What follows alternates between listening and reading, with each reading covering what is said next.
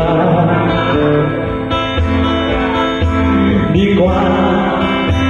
เป็นมาในเมืองโยมัน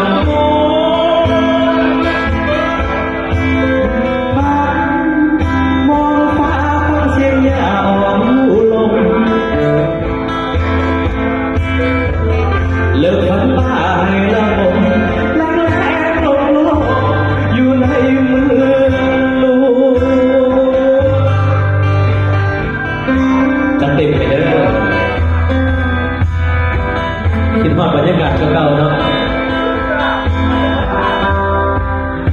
เป็นว่าธรรมดาได้บทเกินในโลกเลยเป็นเกินปู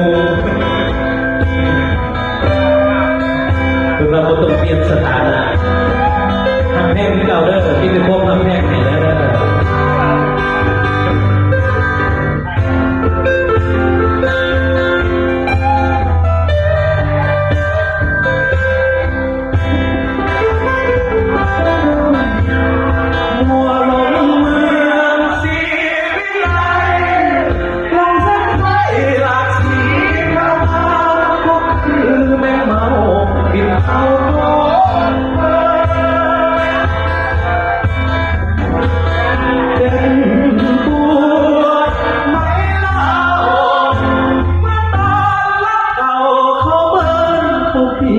ชนเกิดที่เค